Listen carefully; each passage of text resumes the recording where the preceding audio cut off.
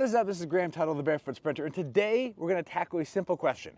How would I handle my foot, ankle, and lower leg if I could only spend 5 minutes on them? So we're going to do a follow-along series that's going to show you all the exercises I would do to get the most for your money, time, when it comes to your foot, ankle, lower leg in 5 minutes. Your feet matter, and that's why you have to do something for them every day, because if you just shove them in shoes and your toes get smashed together, you lose the flexibility, you lose the articulation, you lose the connection. That means your balance gets thrown off, your knees start to hurt, everything up the body gets impacted. But you don't have to spend a lot of time working on it, so we're just gonna go over a few exercises. Now, I'm gonna do this in 5 minutes to stay true to the goal.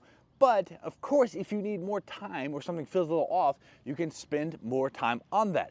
And the cool thing about this is that you want to think of this as twiddling your thumbs. Once you have a basic foot connection down, as you sit at your desk, you can just push your foot on the ground and stretch things out. You don't have to constantly make it a big focus. But it takes a little bit of time on the front end. So for our first exercise, we're going to do the foot hand glove, and we'll get our timer started. So we're gonna do 30 seconds on each side and go. So you're going to work your fingers in between your toes. It's a little painful, especially if you've never done this before. You're going to notice that your fingers don't want to go in there. So using some type of massage oil or a cream can help create some space there. And you can always just drop down to one finger and just work between the joints. But as you do this more, you'll have a little bit more range of motion and everything will feel a little bit more fluid. So we're going to work 30 seconds at a time. So get those fingers in and just feel your foot moving and start to move and engage, and just do one foot, 30 seconds on each side. So when we get to 30 seconds, we're going to flip, and then we're going to shift over, start to engage that, and start to feel this open up.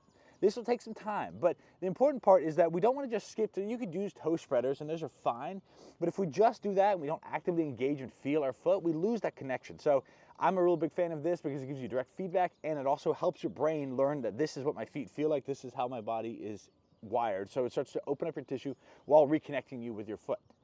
Second, we have our metatarsal spread to foot crunch. So we're going to do a lot here. You're going to crunch your toes together and then spread them out. So notice as I'm doing both feet, we got 30 seconds here. We're crunching them as hard as we can, spreading them and really opening up the foot, crunching them and spreading them, crunch and spread and really opening and holding each. And so we want to focus on the metatarsal spread is these bones right here. As we open up, we really get that spread, we're really opening up and then we're really crunching it all the way down. But it's time to go to the next one, which is our arch builder. So we're on the ground, we're grabbing the ground with our foot and lifting up. So for demonstration, you see I'm lifting up, I'm trying to grab with the toes and lift the inside of this arch up. You do both at the same side, spread the toes, grab and lift up. Spread the toes, grab and lift up. Spread the toes, grab and lift up. Spread, grab and lift up. This helps if you're on carpet or something like grass that you can really get into. But you want to think about feeling the glutes as you grab and pull all the way up. Next, we have our fascial pull ankle circle. So you're going to grab the bottom of your foot, the bottom of your lower leg, and start to do rotation. Smooth circles. We're going to have 15 seconds each direction. Holding that, pulling up, you could twist, you could press in. You just want to go smooth circles each direction. 15 seconds each direction. And then you will switch to the other foot, which we will do right now. Grab, pull up. Start to engage, and you'll feel this pull. It's so comfortable. Think like you're trying to pull up a sock on your lower leg. So much tension, and then you're going to feel this. You feel some crackling around the ankle, that's good, but this is such a great mobilizer for your foot, ankle, and lower leg. Really engage in that 15 seconds each direction. Just make the smooth circles. And so as we finish these, we're going to stand back up and go to our calf raises. Now, calf raises are important. They're simple. We're pressing up, lifting all the way up, and lower back down. Obviously, it's going to be easier if you have something to hold on to. You're going to press up. The big thing is you want to focus on pushing through and contracting at the top. Press into the ground with the toes, come back down. Again, there's multiple types of calf raises, multiple angles we could work at, but the big focus is just making sure we get a good engagement here. You know, control up, press up, and control back down. We're gonna try and get 20 to 30 reps in this 30 seconds. Pretty valuable. You get a big pump. It's not comfortable either. As we get about 30 seconds of that, we're gonna switch to a tib turn.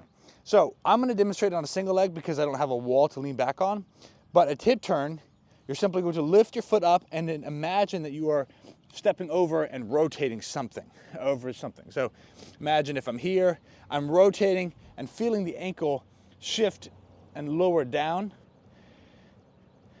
up, and I'm rotating and stretching out the top of this ankle, getting a lot more range of motion there. As we get 30 seconds on that, we're going to switch to a full foot splay planter stretch. So all the toes get on the ground and we're driving down. You can drive here and work into the toes as you sink back with one foot if it's painful, but ideally you're getting both. Take your hands to take some of the weight off and just shift, and you'll feel the entire bottom of the foot start to open up and create a lot of space in that plantar surface of the bottom of your foot. And then finally, we're going to work on a foot fist to ankle extension. So this might be one you do with one foot at a time, but ideally you could do both and start to lift and raise the foot up. So you notice I'm stretching up the top of my foot and opening up the ankle. I'm just pressing in, and with 30 seconds here. This is one you can also do standing up. If you don't feel like you are in a right spot, you can start to stand up and put one foot into this position and load to the top of the foot. But it's important to remember that the top of the foot from the top of the toes is all one stretch tissue. And that is our 5-minute timer. So of course it felt rushed and there's a lot of things we could do, but the important thing is that in 5 minutes, you did a whole bunch. Once you go through it, the first time you do this, it might take you 10 minutes if you slow down and feel these things, but this kind of little routine can take 5 minutes to do a ton for your foot, ankle, or like the circulation that happens in your tissue, start to wake your feet up, get all of that nervous feedback, and get your body turned on, and so you start to feel this come to life. You do that every day, you will feel tremendously different, and your body will start to come alive from the ground up.